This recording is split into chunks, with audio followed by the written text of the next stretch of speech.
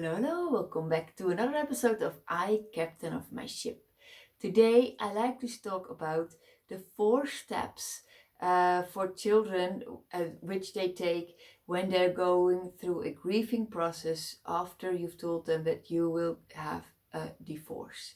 Okay, before I start talking about those 4 steps, I like to remind you that March 15th from 8 p.m. till 9:30 p.m. Amsterdam time, there will be a introduction workshop with the about children and space for emotions and limits for behavior.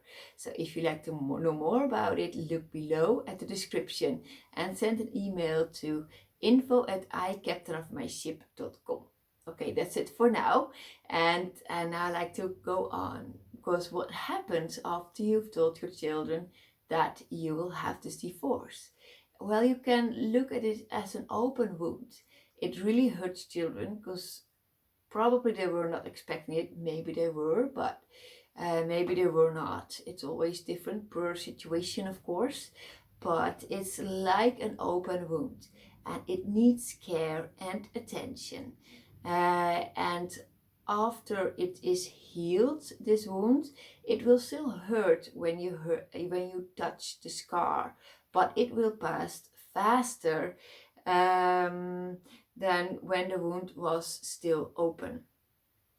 So, what are some normal reactions for children after you've told them and they start the grieving process? Normal reactions are shock. They will deny. They can get angry. They can get rebellious, and they can start to cry really hard. So those are normal reactions. So don't be afraid when something like that happens. It's normal when they're going through a grieving process like this.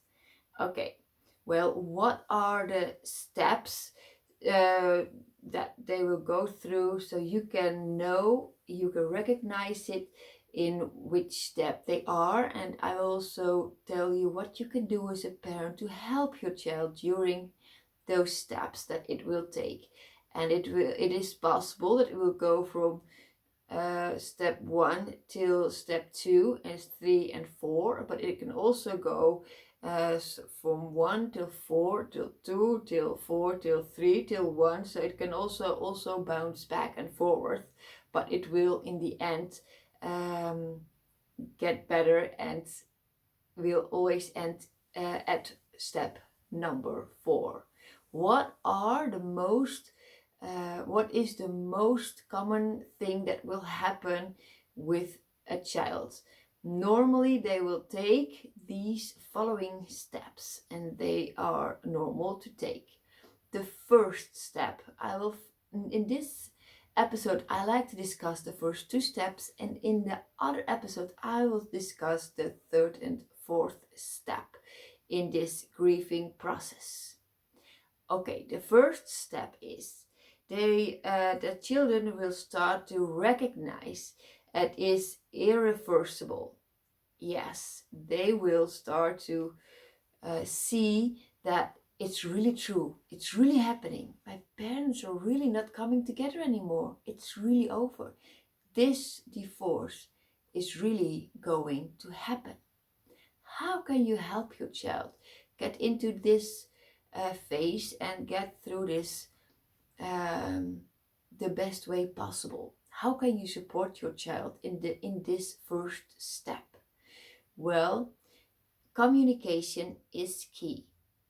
Tell your child that this relationship is over. Be clear, because children will always start in their mind looking for solutions and trying to and fantasizing about what can I do to help my mom and dad come together again.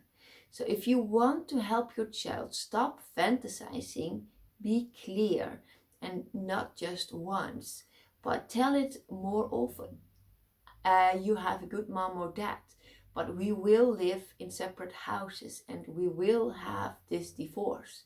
so that a child will know and really understand and see that you are taking the steps.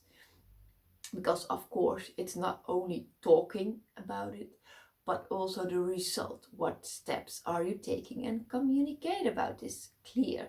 I'm looking for a new house, a new apartment. And as soon as I found one apartment, we can look at it and see if we like it. So you can always also take if that's good for you. Of course, every situation is different. But if you like, you can also take your children with you on this adventure, of course. Well, I found a house, and of course, you go there for the first time to see if you like it.